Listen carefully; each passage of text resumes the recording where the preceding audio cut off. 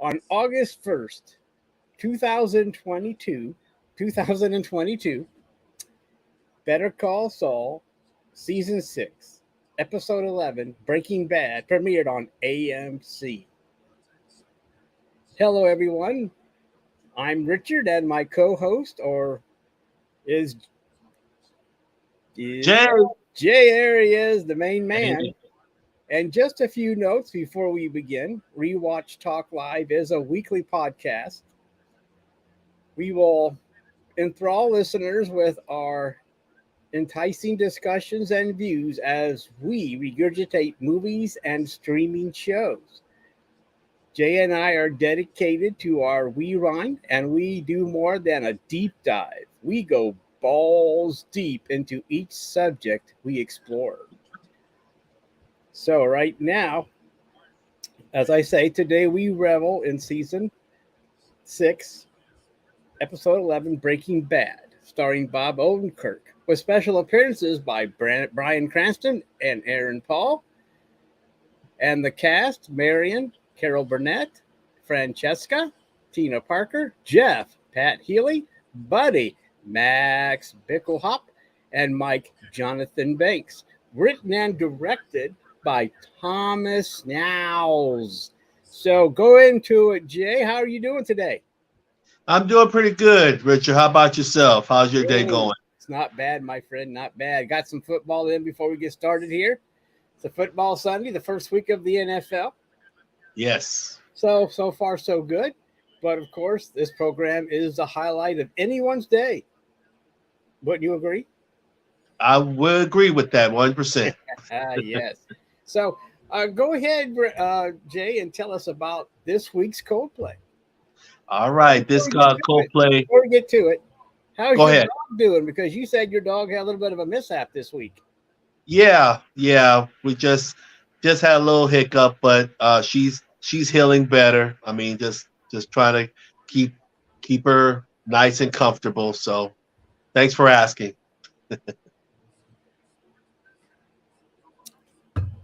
All right. Well, then get into the Coldplay, or the cold open, as they say, I guess. I don't know, whatever they call it. Yes. It's like you said, it could be Coldplay, cold open, but it comes out this time. It was starting off in color, where we see someone in some type of vehicle, like it looks like an RV vehicle, moving around in a bag and everything, and just tied up. And we see that the car like was moving, and then it got moved into the roads and looks like into the desert. And it sounded, I mean, for the voice, you can sound like it was Jimmy moving around, Well, we saying don't got to beat around the bush here, Jay. It was Saul in the back of the RV. I mean, there's no mystery, there's no suspense. We know what it was. So yes, it was interesting to see this opening because it goes back to, I think you brought it up, this episode 8 of season 2, which was called Better Call Saul, which is, I guess, apropos that this one is called Breaking Bad. exactly,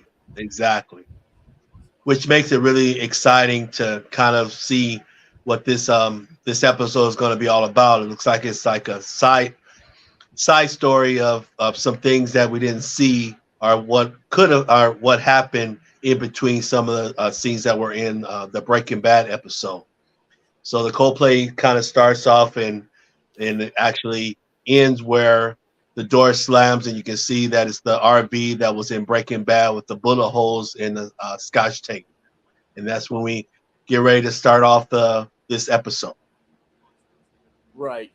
Yeah, and when you see the old, the old thing with the duct tape over the ski holes, that brings back memories too. It does. It really does. It really does. It makes you wonder. I mean, it gets you excited. It really gets you excited. I mean, it got me excited when I saw that some of the characters that was in Breaking Bad might show up in this episode, which really makes it really exciting. Don't you agree? Yeah, it was. I mean, we were probably waiting for the appearance of some of these characters for 6 years. Exactly.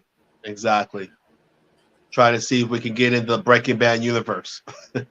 Breaking Bad Right. universe and Better Call Saul universe. We've Right. been wanting the connections.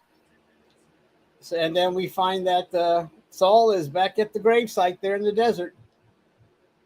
Yep. Asking if you're with Nacho or are you part of Lalo, which those two names has become very popular in the Better Call Saul universe. Yeah. Well, we were able to actually see who these people were. They were just names thrown out during that season, that episode 8 back in season 2. And now we have faces and backgrounds to these characters. Exactly. Which is great. Which is great. But then it goes into after the Coldplay and it starts off the this episode. We get into the black and white version of the start of this episode, which it starts with Francesca. Oh, hold on. Oh, yeah, go ahead. Is that where that ends? Or do we go back? Or is that later on they go back into the RV and Saul's asking too many questions? Yep. All right. Go ahead. It actually, that's one thing with this, one thing about this episode, and that's one thing I think we're going to be talking about when we continue going on with our conversation with the rewatch, is that it goes back and forth a lot in this episode of the black and white of Saul after he gets runs away or goes out to Omaha, and he goes back to the black and the gray, the color. So it goes back Right. and forth a lot in this episode, which is Yeah. good. I mean, I enjoy it a lot. Right. But anyway, while we're here, I mean, we do go back, and like I said, this is what we didn't see beforehand was that what's new is that Saul is now in the RV and he's asking, "Oh, this is where you cook your meth," and and we have, and the thing is Bryan Cranston and Aaron Paul don't lose a beat of their characters. It's been a long time since they played them, well, except for the commercial last year for the Super Bowl, but Right.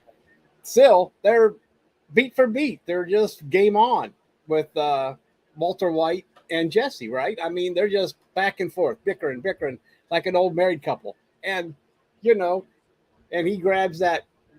He pulls that old trick that Jesse did. He just picks up that beaker and goes, "What's this?" "Oh, I mix my, I do this with all stuff, But now Jesse has the knowledge of how, no, you don't do that with that beaker. That's what this beaker is, a flask or whatever it is. And he has the knowledge and he's showing.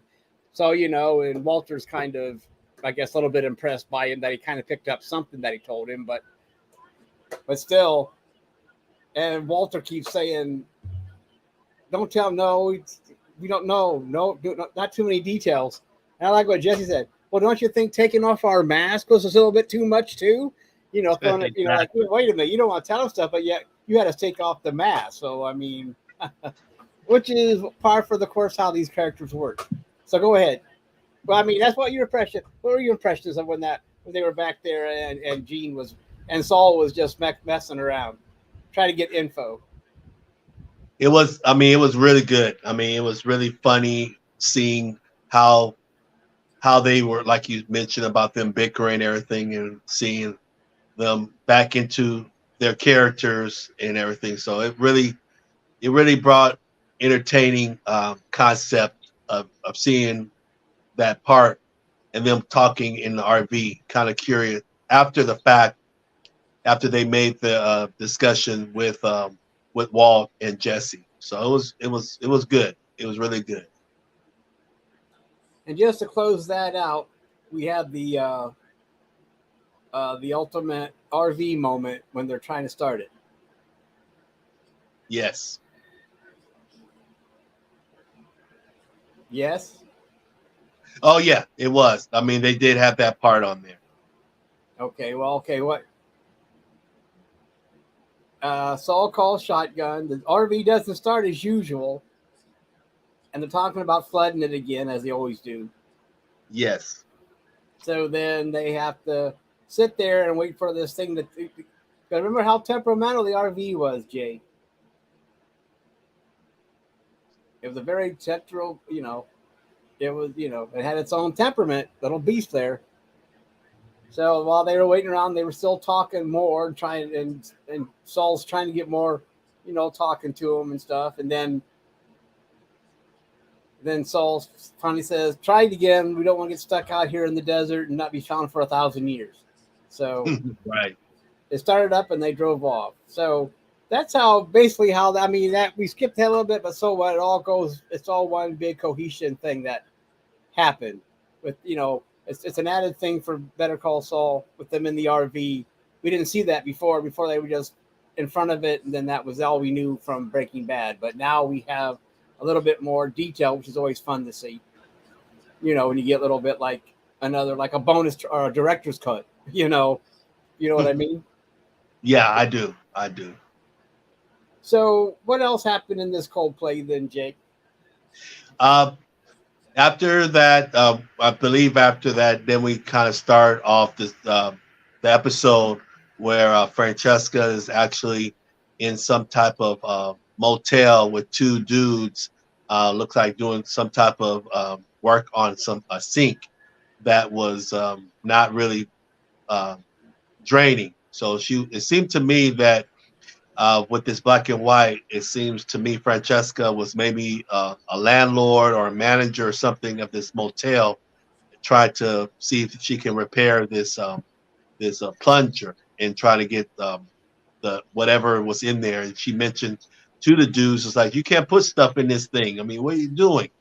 And she was kind of explaining, and the dudes was like, "No, I don't know what you're talking about." As far as, and he mentioned something. It's like, "Okay, Narca." And She didn't say stuff. She said you can't put your marijuana seeds and stuff in. I mean, you got to be. I mean, she was specific about what it was. It makes that way when you say narca, it makes sense when you say it. I mean, it wasn't just stuff; it was drug paraphernalia stuff that they were putting in the sink. Right. And you can tell they were kind of buzzing. And they had that look. The impression that she's like does probably run this, maybe the manager of this complex. And she has, that's part of her duties is to work on units when stuff goes wrong. But anyway, continue. I think after that, what happens is that she looked at I should say, she looked at the clock on the stove, and she pretty much had to head out and leave. And she seemed like she was rushing out. It seemed like she had some type of appointment or somewhere to go. Right. So she goes out. And you remember what the clock said? No, I know it's like 2-something. 2:06. There you go. So we know that she has to leave. We don't know where she's going to yet. No. But then she has this great conversation when they're trying to say, "You just can't leave," and she goes, "You got to do it yourself." And she says, "You could use a plunger." And she goes, "All you do is you take it." And she goes, "And that's something you're very familiar with, that movement." Did you catch that, Jay? Up and down. Yes, I did catch that up and down movement. Yeah. So she still got her little snappy personality as she did when she was working with Saul. Exactly. That was good to see. It was. I mean, she went through a lot in these, just her character in general, as far as she being a DMV worker. Then after DMV worker, then she worked with Kimmy and Jimmy as a secretary. And then from there, then she worked with just Jimmy/Saul. So she's been around the block, and she always had that little spice in her every time we see her portray Francesca in the Better Call Saul universe. Right. Which is cool. Which is very cool. So after she goes and drives, she feels like she's being followed. So she went around in a circle a couple of times just to make sure that she's not getting followed from anyone, the feds or anyone else. And then I want to ask you, did you notice when she stopped at a stoplight, they kind of did a little shadow of almost like a Better Call Saul type of billboard on the bench, but it was not Better Call Saul now. It was William or Bill. I think he was a defense lawyer, and now he looked like he's changed sides. So did you notice that when you saw it? Yeah, I saw that. Yeah, I saw that.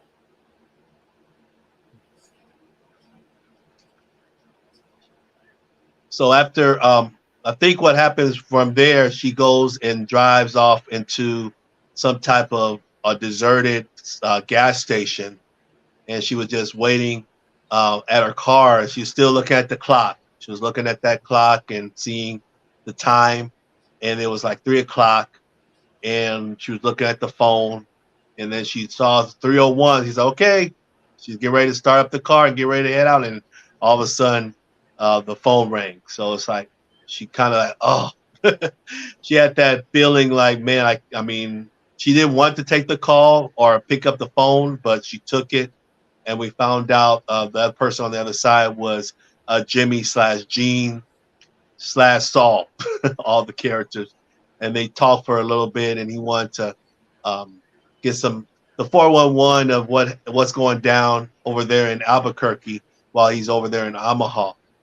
And but as we know, Francesca has a little spicy flavor, so she's not talking until she gets her money.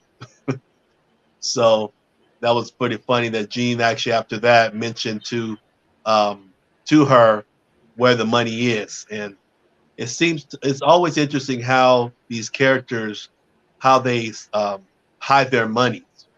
I mean, we see that a lot in Breaking Bad a little bit, and we see some of it here, but how he had to elaborate and be specific. It's like turn right, you see the little New Jersey concrete, looks like a New Jersey concrete, get the wire, pull the wire, and all this. So it's interesting. How about yourself? Did you kind of was interested on how they actually how he explained himself to how she had to get the money? Right.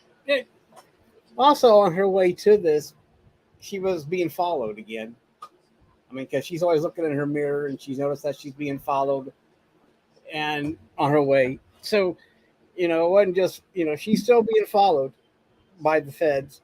And did you know that? And I thought so too, but the gas station is the same gas station that they used when Jesse was at the there at the RV and gave that girl the meth.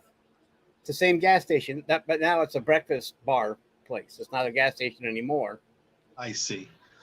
And And I mean, they had an ATM. They had an ATM there also.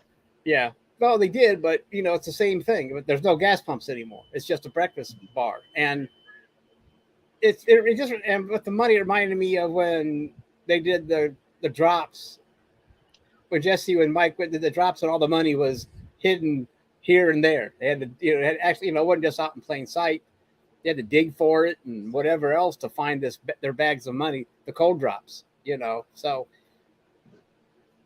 it was in it. So she got her money and she came back to the phone and continued her conversation with Gene. Exactly. And that conversation pretty much went different directions. She explained what's happening out there in Albuquerque, how some people got their money and other folks got cleared. She mentioned where they said Jesse's vehicle was over on the border. So it seems like the only people they're really looking for now is just himself, which is Jimmy. They're still looking for him. So, and it kind of represents what she mentioned about the car over on the border that just kind of goes back into the our show or movie that relays it with El Camino.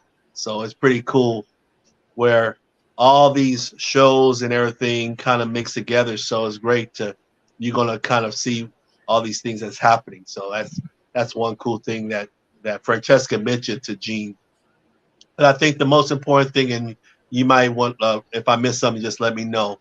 But I think the key point on this phone conversation that Francesca told Gene is that Kimmy called Francesca to see how she's doing and to see if everything is okay with her. And then Kimmy did mention how Jimmy was doing also. And you can see Gene's facial expression and his kind of he like his eyes perked up and his seemed like his voice changed a little bit. That he was like, "Oh, Kimmy called." He was kind of getting happy, a little excited, and then from there, she actually pretty much asked his, "What did you tell her?" And she said nothing. It's like didn't say really nothing, but he was pretty excited that Kim did call Francesca and ask about Jimmy and see how he's doing after everything has happened to him and actually Francesca too.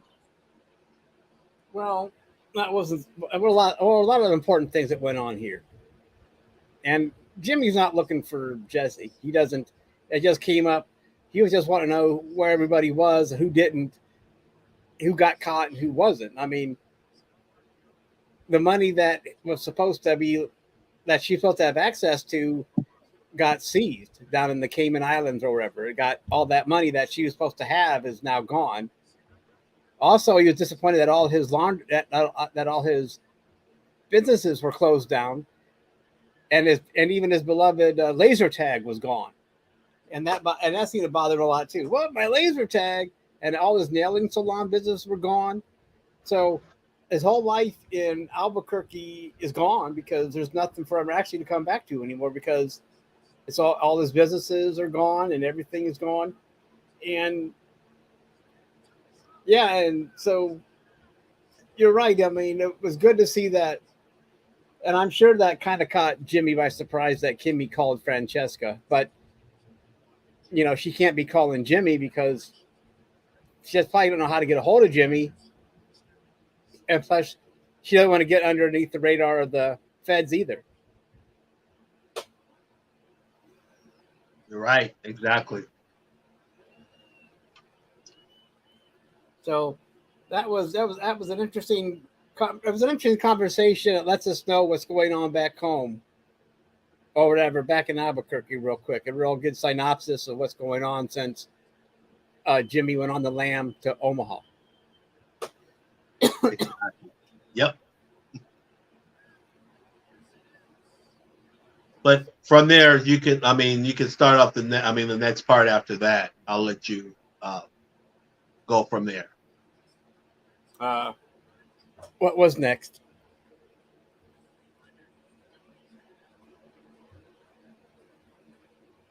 I don't know what was next, Jay.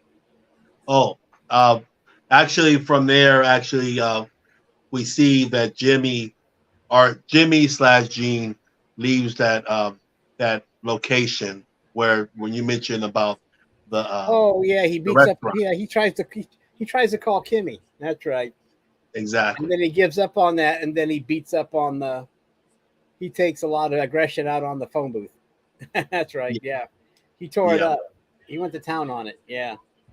So, but prior to that, I like the angle of the scene they show with the crossroad, which was very nice. I love the angles. That's one thing about the show is that they really do come up with really good camera angles, and they show one when Saul was pretty much the terminology was that he was at the crossroad, and he was kind of making that decision to see if he wanted to give a chance to call Kim or not. And he was at that crossroad, and he decided to. And like you mentioned, when he decided to, they were on that phone, seemed like, and you saw an angle.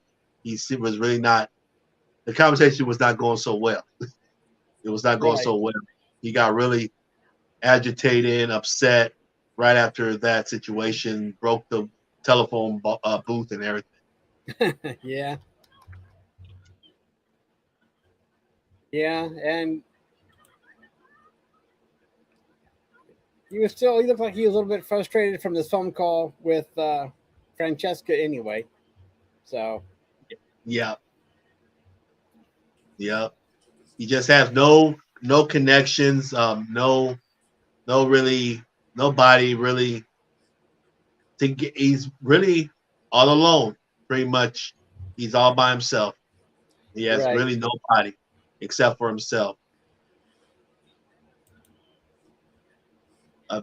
From there, I believe the next scene comes up where we're still in the black and white, and we see him back working at the Cinnabon company.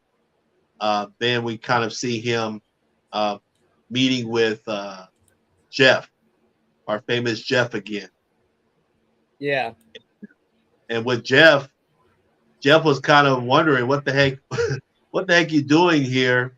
From the last conversation they had, it seemed like everything was pretty much set. Where Where did Gene, you? Wait, where? Okay, where are you? Where you skipped ahead and didn't tell anybody? no, I mean this is what happens after the drive and after he was on the phone. This is what happened. But you didn't say where he met Jeff at.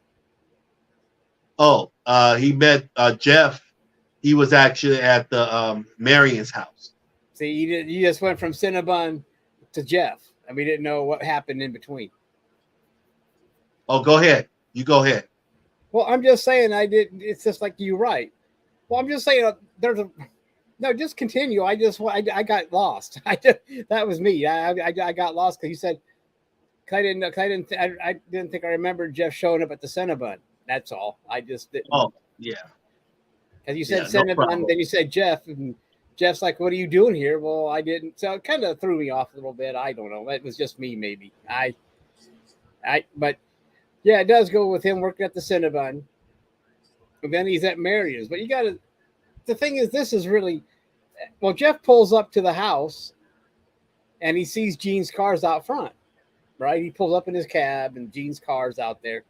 And then what happens is he goes inside and Jimmy, they're talking about cat videos again.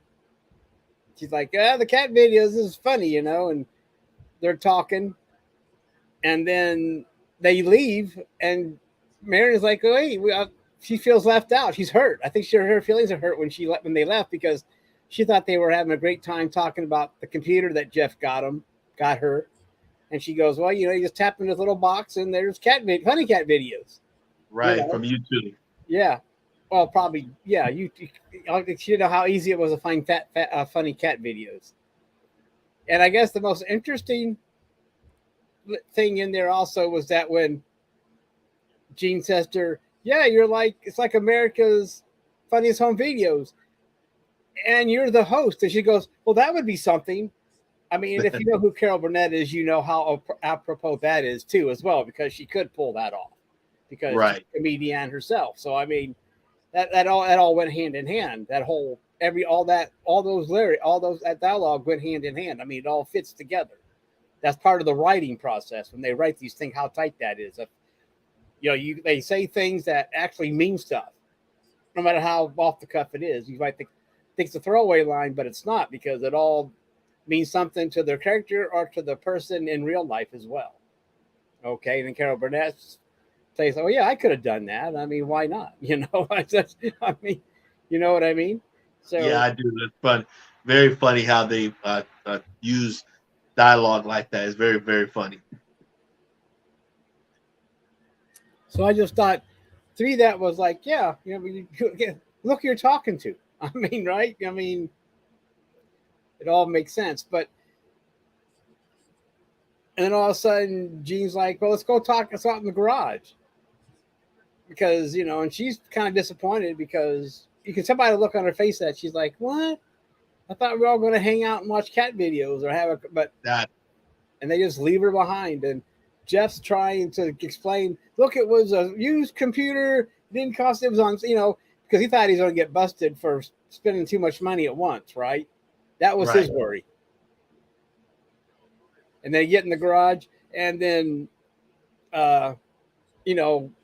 Gene kept saying, "Shut up, shut up," just because he keeps blah blah blah blah, and he's like, "Shut up, I don't want, why? That's not why I'm here, because like you said, it's like you just go back to what you were saying, and it's just like, well, you didn't want, if I saw you walking, I go to the other side of the street, right?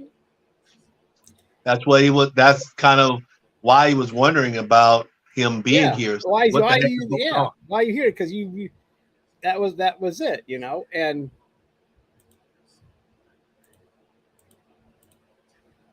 I think what I mean from there, I believe Gene asked Jeff some questions, and I guess one of the questions was his work hours as a taxi driver. Right. Asking him his hours to kind of find out what his hours were. and he told him his hours, and then Right. Gene kind of explained to him, get these particular hours for it. So it's like something something is going down. It seems like something is going down, and it seems like Jeff Jeff kind of didn't really want. He was wondering about it, but then he kind of got the idea that Gene seemed like we're back in business. It's like we're back. I think that's kind of how it leads off, is that we're back. Well, he asked about the time. He asked. He tells him to get some barbiturates. Is that right? Yep, I mean, exactly. that's an important thing there, Jay. I mean, that's not something you just go to buy off the counter. No, no. He was And questioning. He was scratching his head. Like, what the heck? Why yeah, why you want to do that? we go from taxi driver changing his hours to, and there they are getting the drink, like they're back in business. So there they are with getting drinks. So he wants him to get barbiturates and change his schedule. And so you don't know. So something's going on, and they're going to need drugs for some reason. So it's an interesting.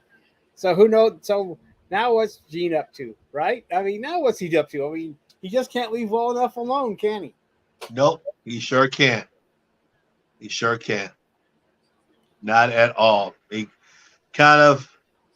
That's how Gene is. He's kind of thinking off the thinking off the rails, and kind of wondering what's the next scam that he's going to have to do and work on. So this is where we kind of lead on to the next steps of Gene's idea, and that's where we kind of get a start of it when we're at the looks like at a bar, but they were doing some type of karaoke where we see Gene going and singing his one of his songs, which I wonder if Richard, if you kind of got information on the song. I know it's like something with a fine girl. I'm not a singer, so but I know Gene was singing it too, and everything was pretty funny. I think his character says that he's not really a singer, but he'll sing if he needs to. He'll sing what he needs to. So that was a pretty funny part, and it seems like we had a guy at the bar singing with him, kind of going and everything and rooting him on, and then all of a sudden he kind of claps at him. It's like, good job, good job.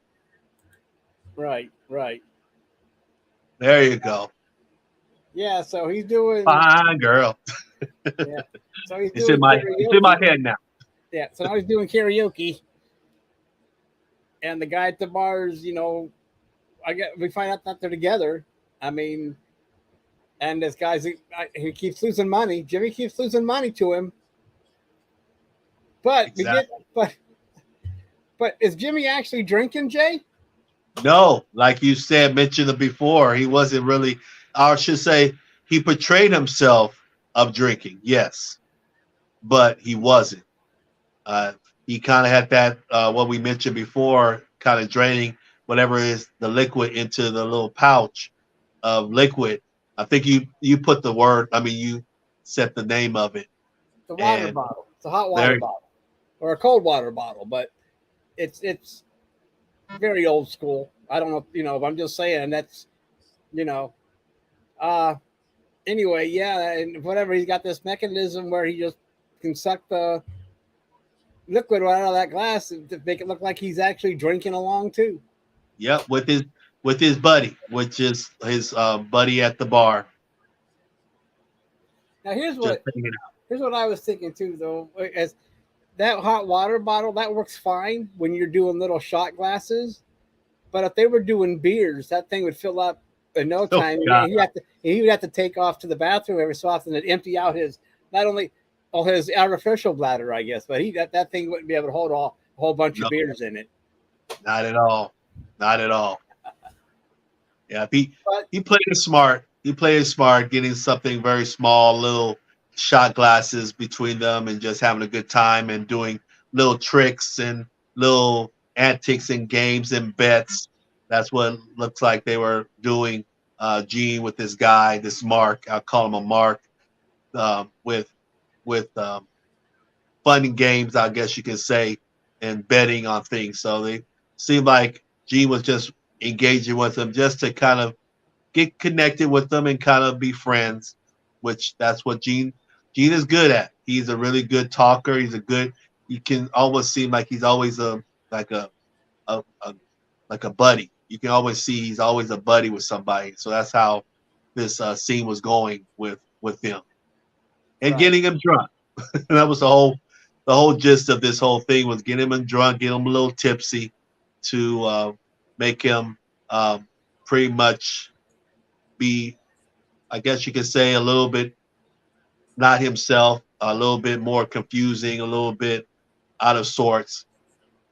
So I don't want to make sure I didn't miss anything.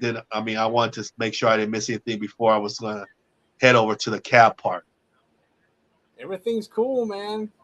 You know, he was like you were saying, and Jimmy was just playing his mark, and then they left, and then and Jimmy acts like this guy pulled another fast one on him by not by another trick and lost some money.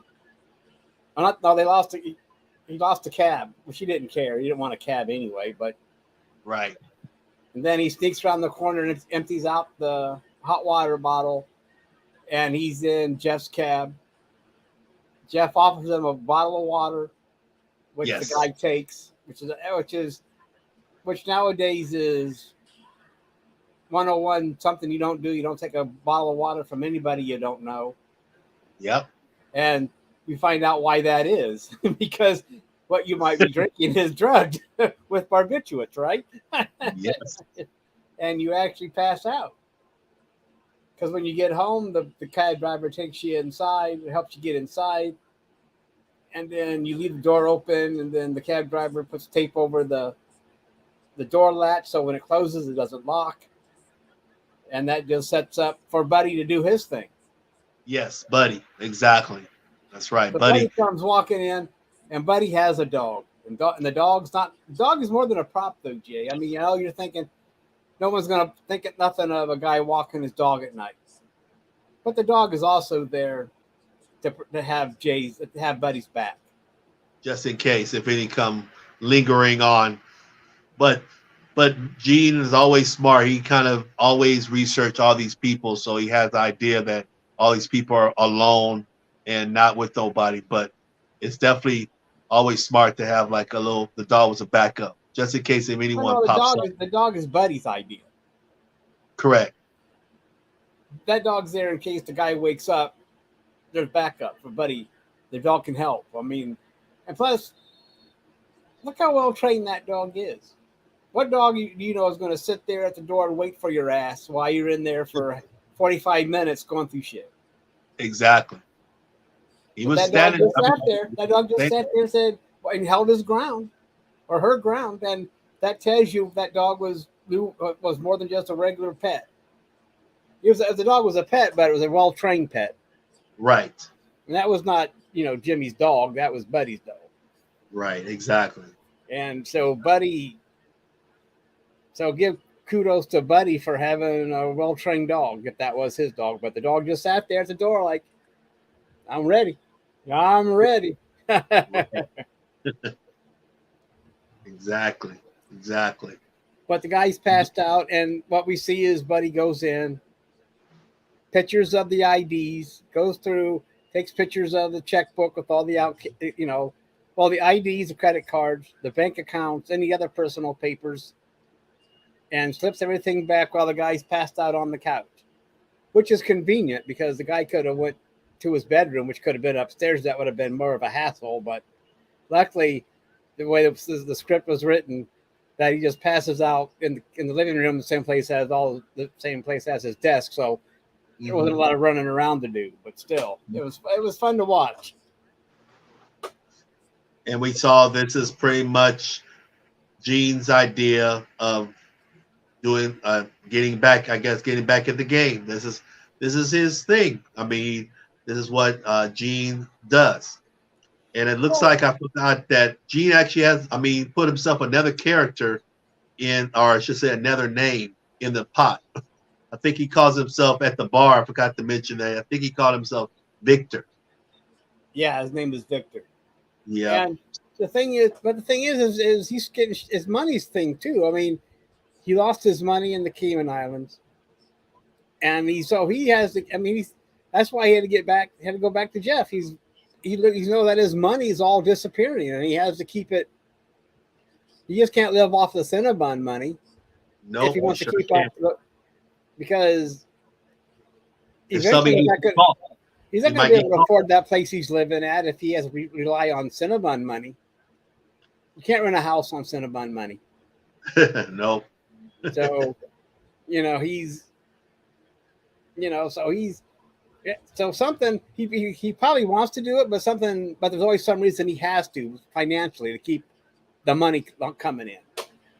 Yeah, I agree with that. That makes perfect sense because it is true. Because he, like you mentioned, he lost a lot of stuff when he out of Albuquerque. So a lot of things are not tied in no more.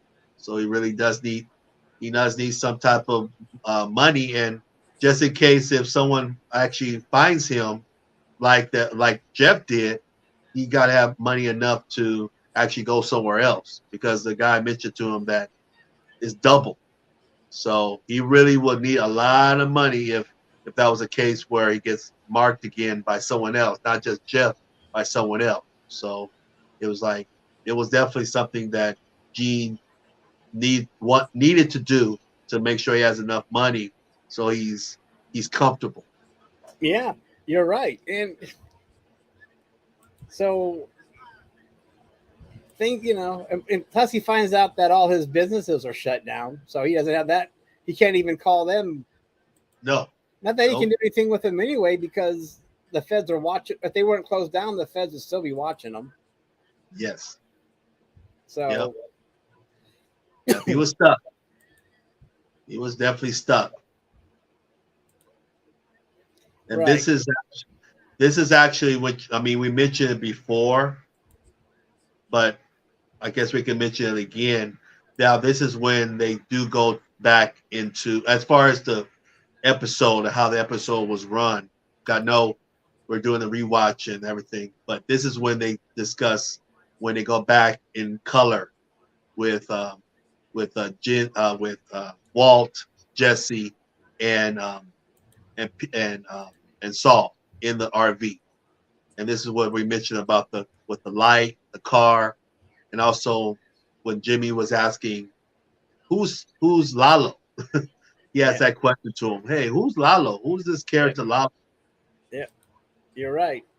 So this is where, as far as in the show, this is where they had that little discussion. So yeah, so you're right. So and there they are taking the money out of the, there he is doing that. So and then he puts everything back. So it's all part of the scam right there, you know. That's the mark. So, Exactly. So where's everything at? It's all, but yeah. So that's part of the scam right there. See, and everything is going according to plan. Everything's right now. Everything as usual. When it first starts out, everything goes smooth as silk. Exactly. But this is a Jimmy plan, so there's going to be a hiccup eventually. Always, yes, always. And one thing after from there, like I mentioned, they went and talked to Walt and Walt, Jesse, and Saul. And I like at the end of this was a really good touch where they showed the little burial ground of scaring Saul, that if you don't do what we said, we're going to kill you, and had the little burial ground. And I like how the camera work was awesome with this scene where they showed it and then they go back into the black and white scene where they see Gene laying on his bed, just thinking about what he's doing with the schemers. I'm not sure if you remember that part where it goes from the color part and switch back to the black and white, and you Oh yeah, kind but of see that's later on too. So it's but I know what you're talking about, and so it's but that's a ways off yet, and I think it is maybe not. Well, no. actually, This was it. what it reminded me of was a scene that you might see from Scrooge, where you're getting that transition from when Ebenezer meets the third ghost and they're in the graveyard and he's scaring them to death, saying, "Well, who is that? Is that me? Am I dead?" And then it transitions from Ebenezer from the graveyard to he wakes up and going, "What day is it?" Can I? He says, he doesn't know what day it is. He's been visited by three ghosts and he didn't know it all happened in one night or what. So that's what I know. But that kind of what it reminded me of was a Christmas Carol type of deal, where you're in the grave but yeah, it was a great transition because you see him laying at the bottom of there, and then it fades into him laying in his bed. Exactly. So that was kind of cool to see that transition. That was a very good transition.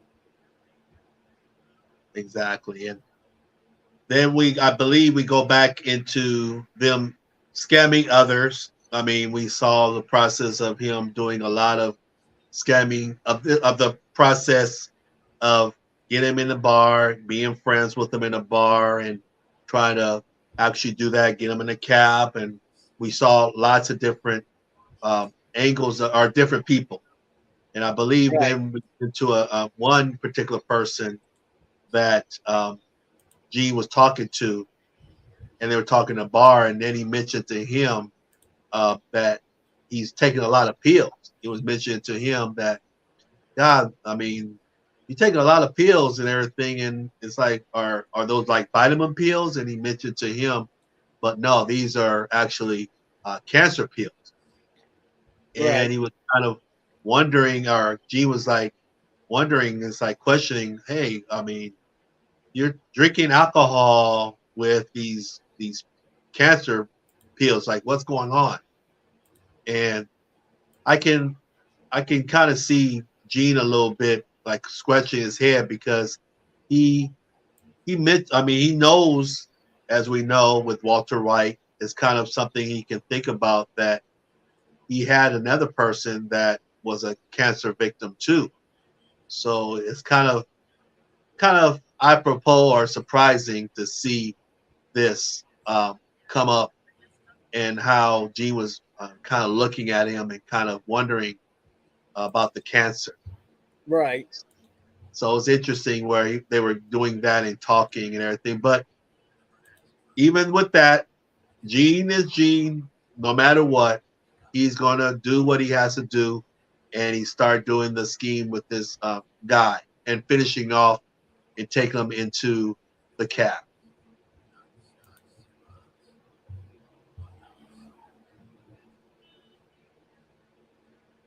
So that was your scene there with With him in the the bed. Yeah, graveyard and that.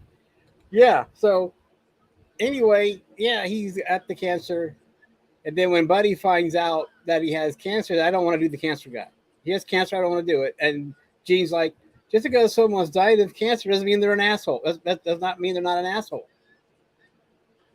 Right? I mean, Gene doesn't see anything wrong with it because of his going back to Walter White with cancer. Well, Walter had cancer, but yet he almost got me killed. So who cares? Right? So, yeah.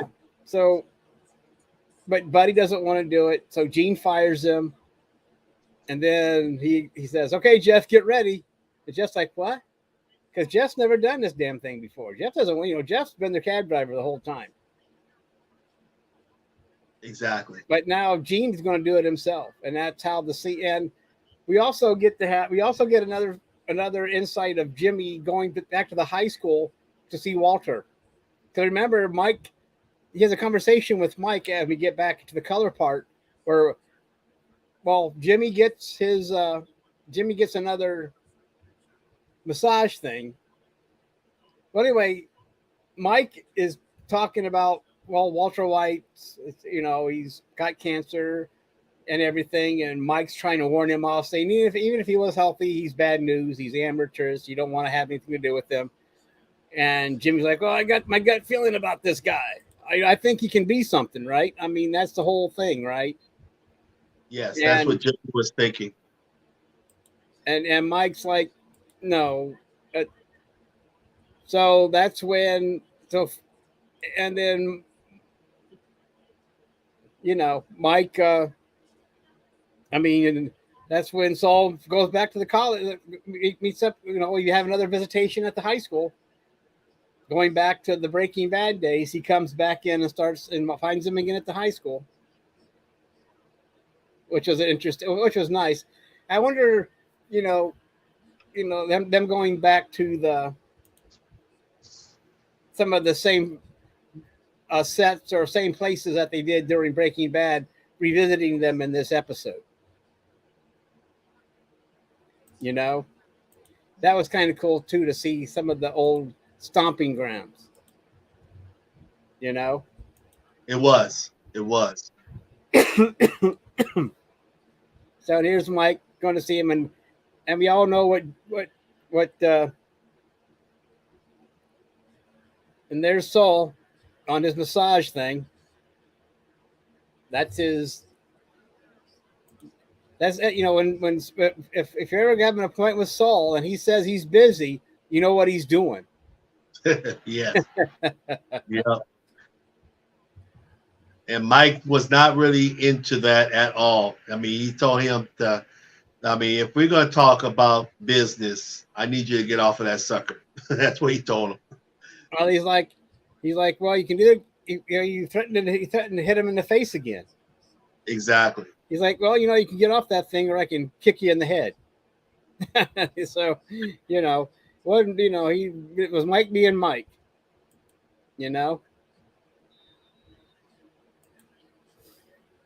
Exactly.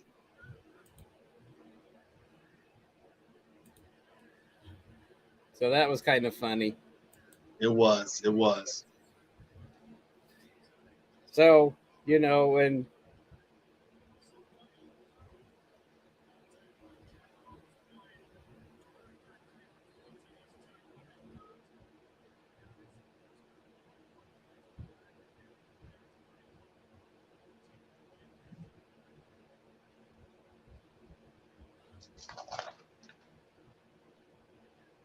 I think one thing that was surprising as far as what I saw was how Buddy was really reacting to Gene and also to Jeff as far as his reaction to the idea of doing this scam to this cancer guy. He felt so bad about it. And I believe what happened is that Buddy just really couldn't do it. He felt in his gut that it's just not a good thing to do. And partially Jeff felt, I guess you can see in Jeff's eyes, he felt both ways. He felt like he can understand Buddy's point of view, and then he can also understand Gene's point of view. Yeah. And he said, "I'm going to put my foot through your skull." So that's what Mike was saying there. But you're right. Gene didn't want to. I mean, Buddy didn't want to do it, so he got fired. Jeff was like, see both sides of it, so he was playing on the fence. So exactly. So that's how that ended. Buddy's done. So Saul wants to keep doing it. So the episode ends with Saul breaking the glass to go into the apartment to get, or the house to get the stuff done. Exactly. And Jeff had that very important situation where I believe what he mentioned to Saul when they were and one thing was pretty interesting too, is when seeing them going in the taxi, before he broke the glass, they were in the taxi. And that's kind of how they met before. And Jeff asked Gene's like, are we sure you want to really do this? Because, I mean, you gave him that stuff a couple of hours ago. It's like, you think he might be still like, I mean, he might woke up. So it's kind of interesting that Jeff was giving him that question to Gene's like, are you sure you want to do this anyway? And like you mentioned, Gene Gene didn't care. He said, we're going to go back and finish this job. And that's, like you mentioned before, that's when he broke the glass. And that's kind of how we lead into. Because after the cab scene, we go back to the high school.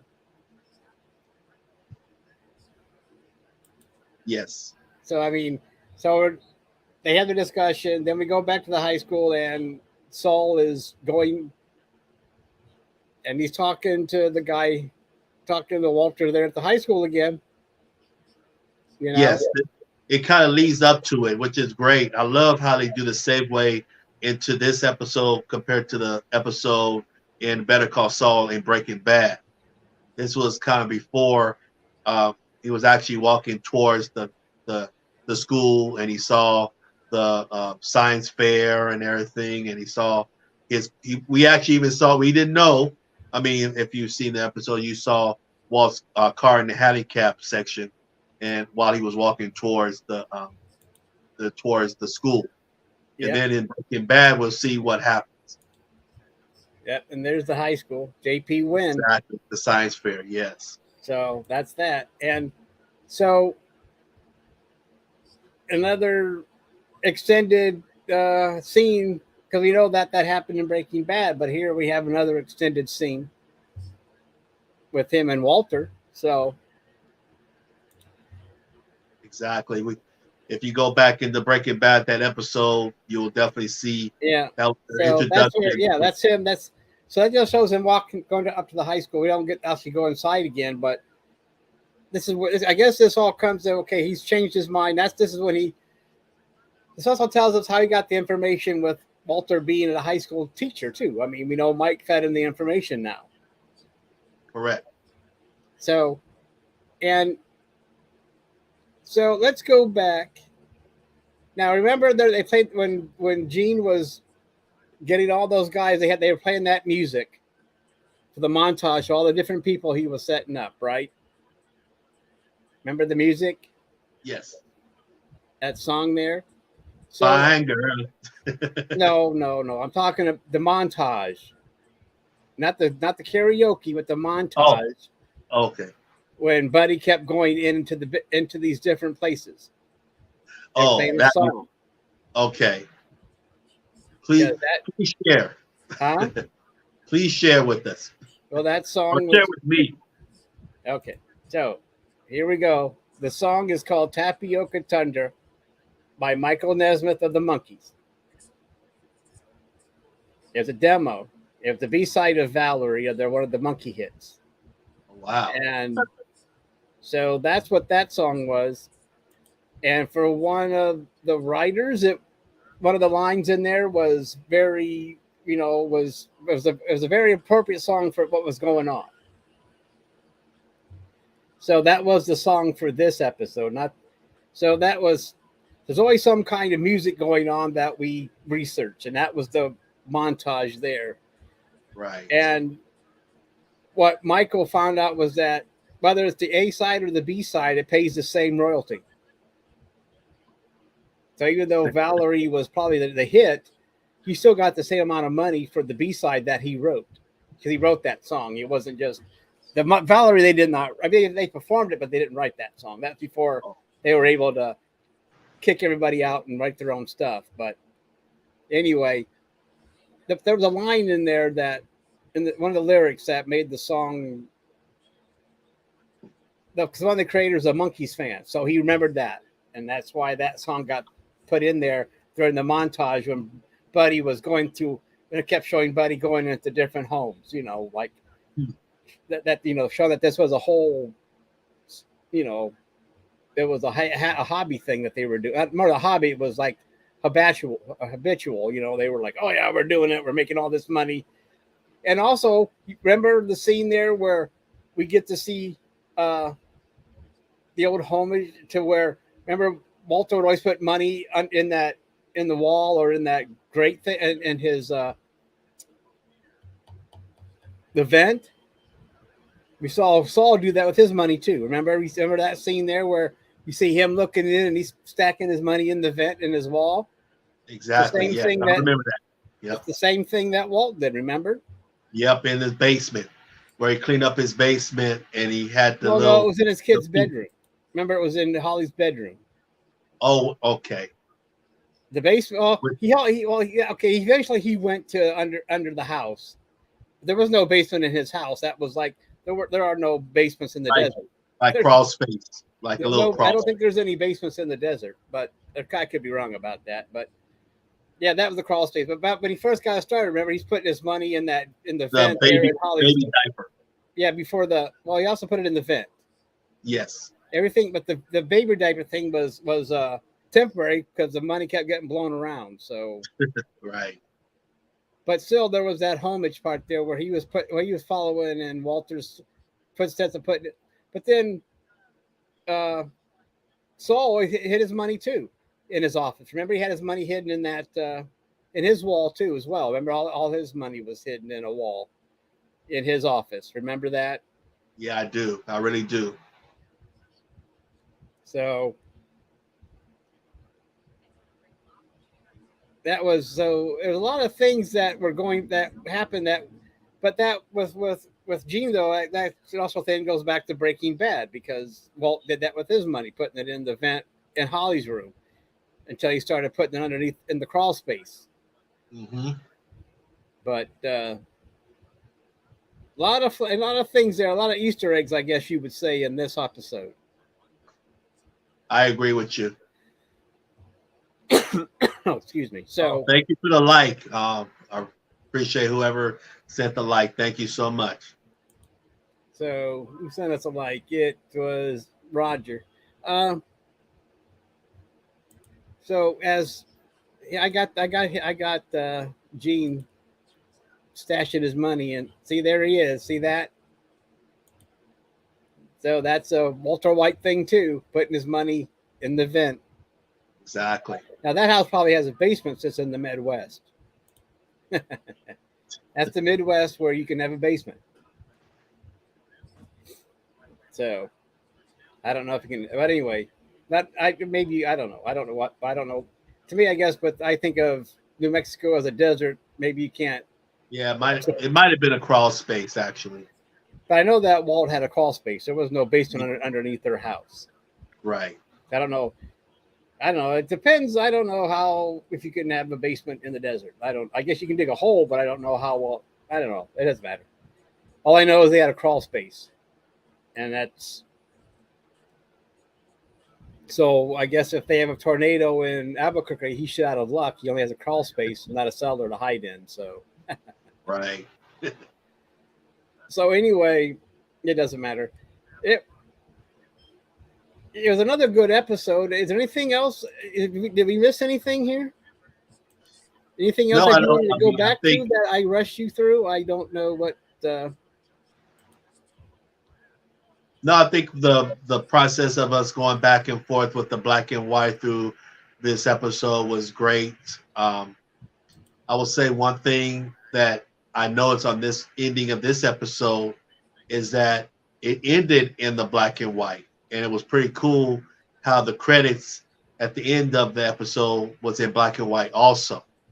So it was really cool how at the end of this one they kind of still continue leading on to the black and white scenario of it, which was pretty cool because it ended black and white where we saw Gene breaking that window to go back into that house to continue with the scam with the cancer guy.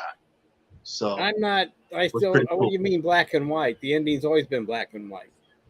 No, as far as the black and white, we get the color, we have color, and then we have black and white. And black and white when Gene breaks the glass. Yes. Yeah, okay, that was this episode. I got you. Yeah, okay. So you're just saying that it ended in black and white, but last episode did the same thing because the whole thing was black and white with the mall and them doing their thing. Right. So I mean, I guess I'm trying to figure out what you're trying to say there, that it ended in black and white. I just don't. I mean, the credits. I mean, maybe it was like that. Maybe I caught it this time. I didn't catch it last time, but the credits were normally it's in yellow, where you see the. Oh, it's like you're saying everything Yeah. is, that the credits were black and white. That the font was white. Exactly. Okay, I get what you're saying. Yeah, okay, that makes sense. Exactly. I'm not sure if the last episode was like that or not. I need to check and see, do a rewatch for myself, but I just caught it this time. I didn't even think about that. I usually, well, if you're watching Netflix, you don't really get to see it because it goes almost straight to the next one anyway. You don't really get to watch it. You get that little episode warning. It's like 5, 4, 3, 2, 1, and then you're done. So I mean, usually you don't pay much. At least I don't. I mean, sometimes you do, but I see what you're saying. So let's have a look here. But I believe with this episode, yeah, it was black and white. It was black and white last time too. Okay. So I just looked real quick. But it doesn't matter, I guess. It's credit. It depends. Sometimes it's fun to see if they switch it around to match an episode or not. I see what you're saying. Exactly. So, so it was a very good episode. We got flashbacks. We got to see Walter. I got to see Mike too, which was good. Mike's always fun to watch.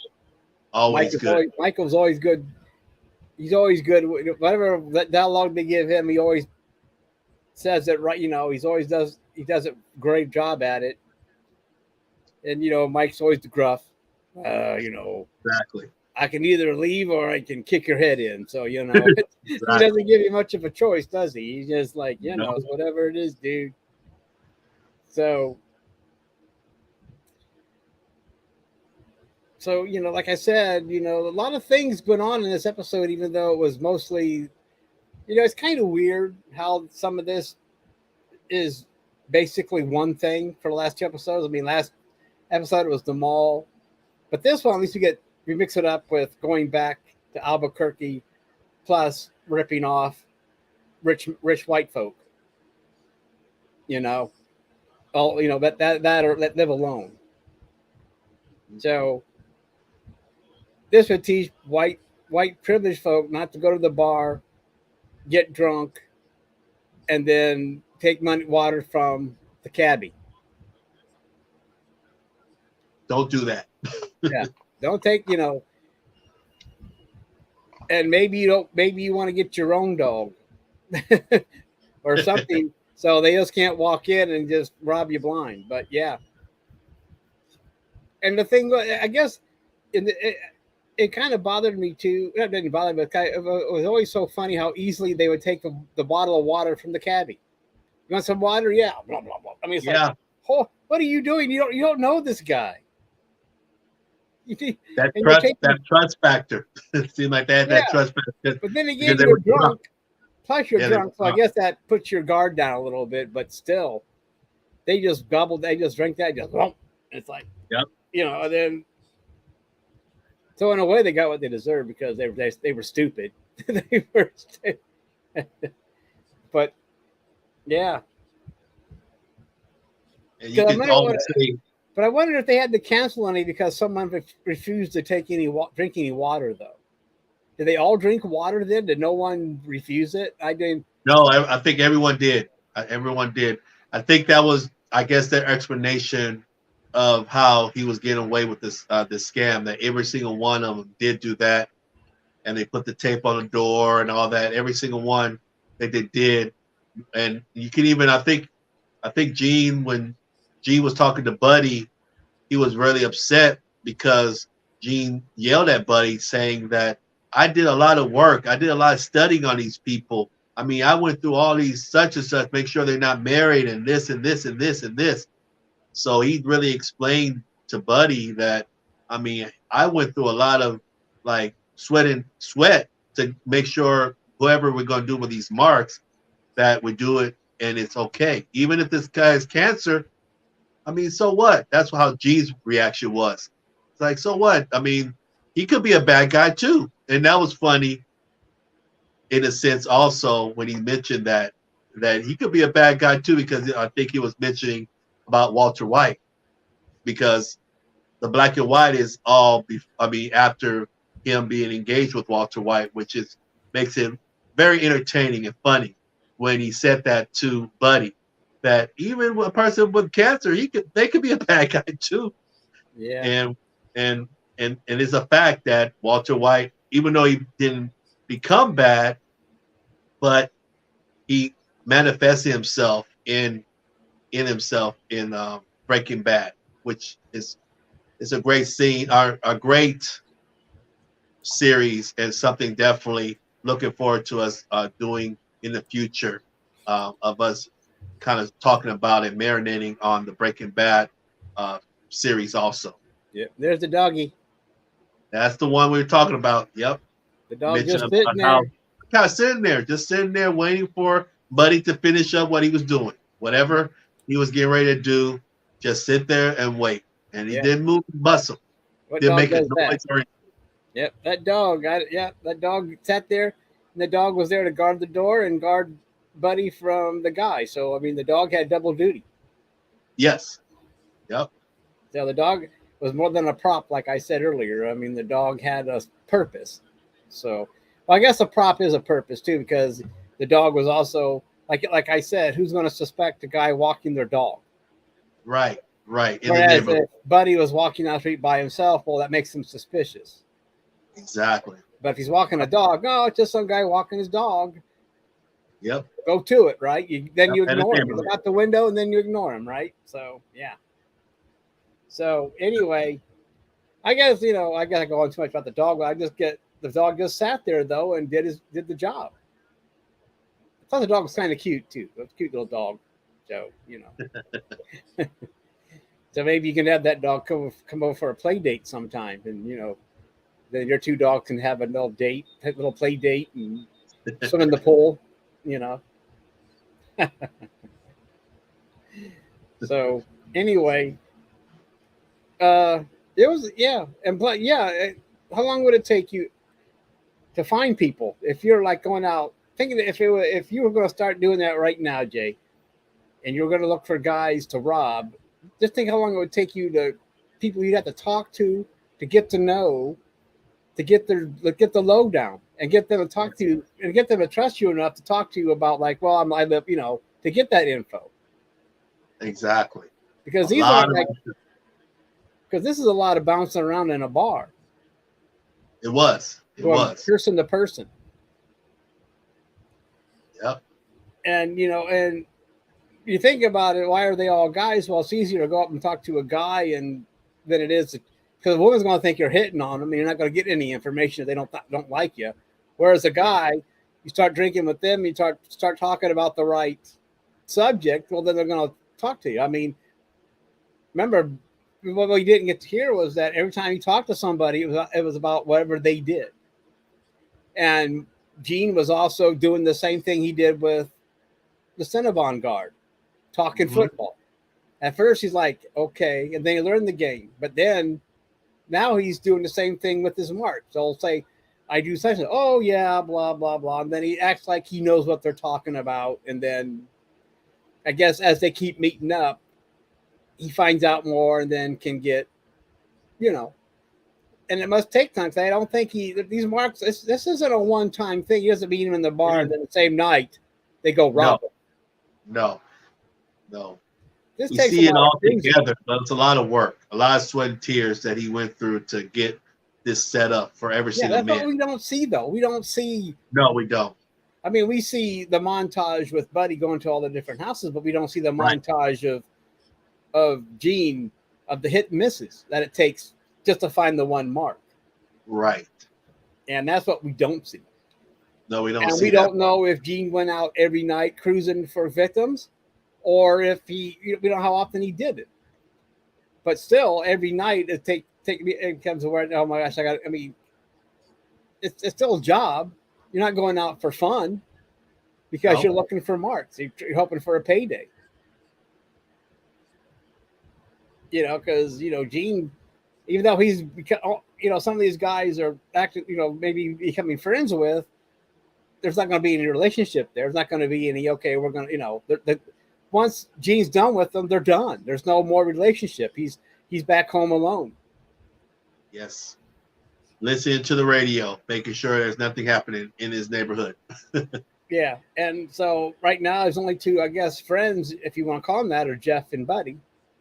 That's it. And they're not really his friends. Nope. they're just people he hangs out with to get to do jobs with. So. Yep. And Marilyn is kind of a friend, or I should say, Marilyn wants to be friends with Gene. Yeah, Marion, yes. Yeah, Marion. Well, she does, but he's using her to get the Jeff. So he doesn't look at it that way either. I mean, he's just like, okay, I'll go over. And that way. So she's just a means to an end. So he's even using her. Poor old Carol Burnett's getting used by Gene too. So, I mean. And that's what Gene is doing in Omaha mostly, is using people. He always does. Yeah, he uses their skills. And he doesn't have any friends at the Cinnabon. Nope.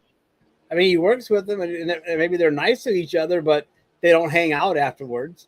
Nope, at all.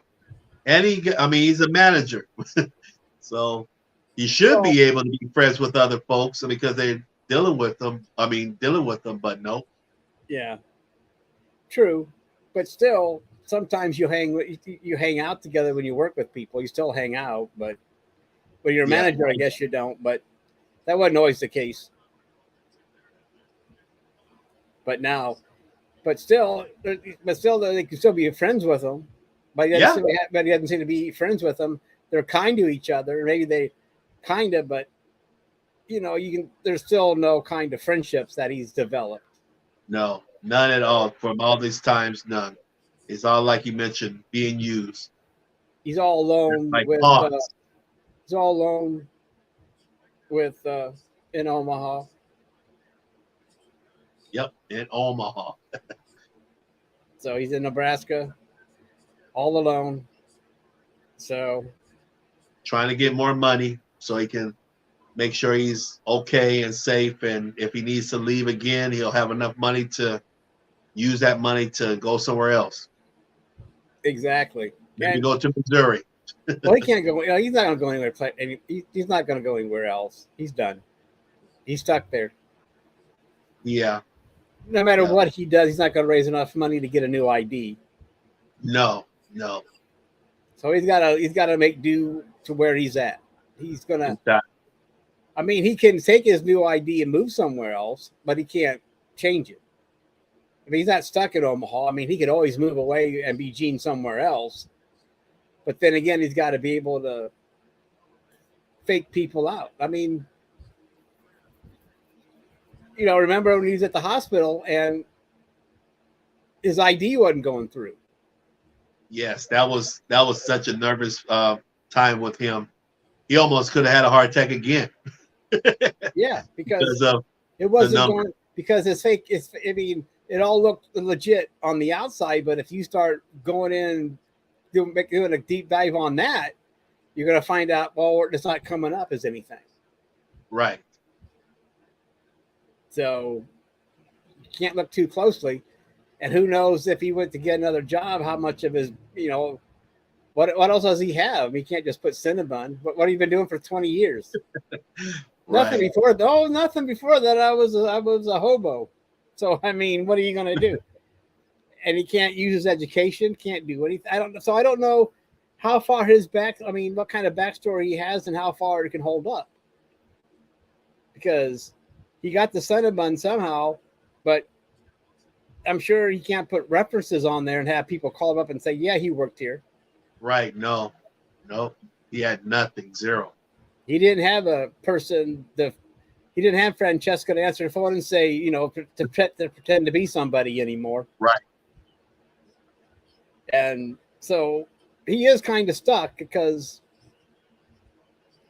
he can't move on because he doesn't have really any kind of back. Because, well, right now in this day and age, you just can't move about like you can back 40 years ago, where you can move around and not and kind of fake your way through. Now you can't really fake your way through. This in this day and age, you can't fake your way through. You can't go bounce around job to job anonymously. You have to, you just can't do it anymore.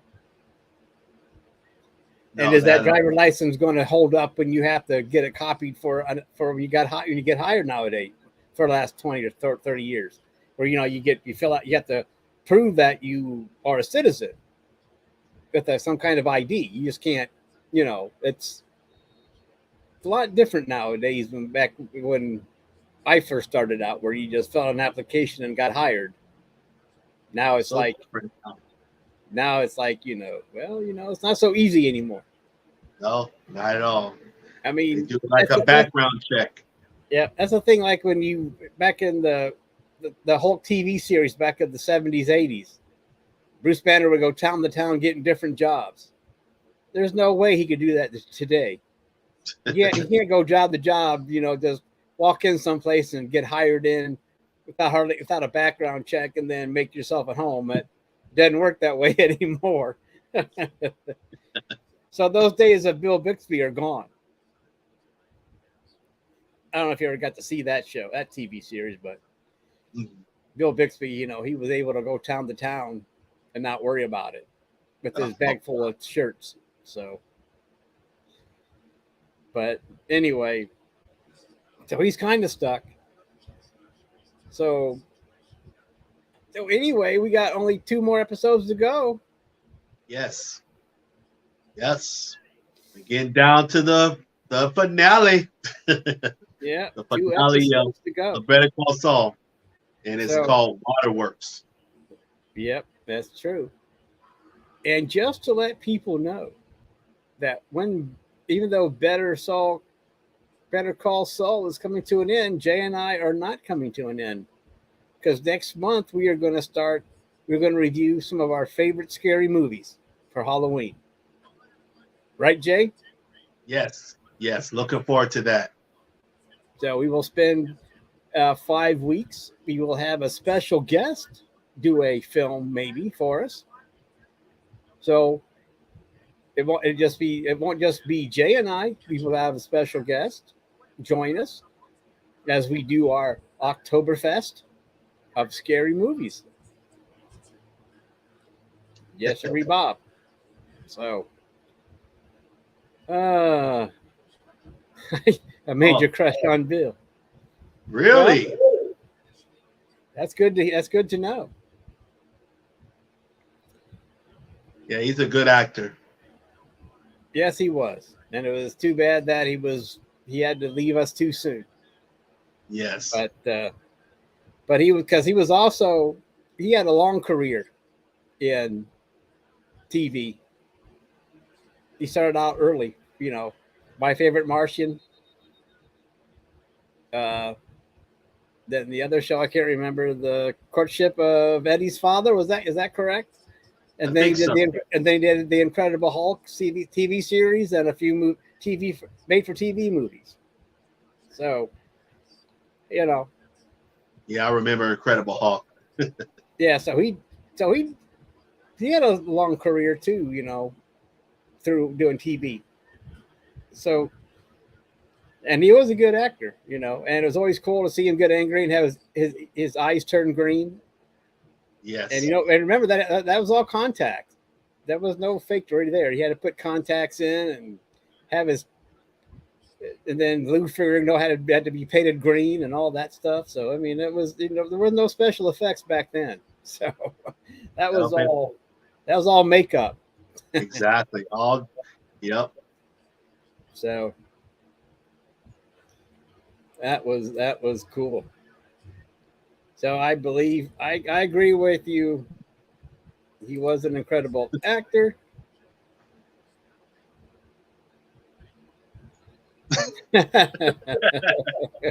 Oh, you're so kind, Lord. You're so kind. Yeah. So. Yeah, I think so. So. like you said, what tomorrow next week's is Waterworks. Waterworks. Yeah. So Yes, Waterworks.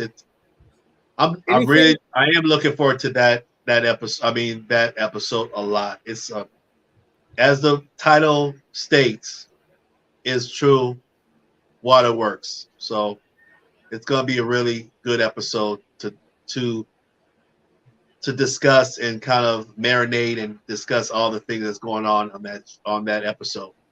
right. And before we go, make sure to hit the like and subscribe button and the notification bell. Yeah, he's got his own bell too. We each got our own bell, which is there awesome. Yep, we each got our own bell. So I don't have anything else to add to this episode. I think we went through it pretty well, and it was an interesting episode. And I did get us a picture of the dog, which is always important. Exactly. But so that being said, I have no more. So hopefully we'll catch you all next Sunday at 6.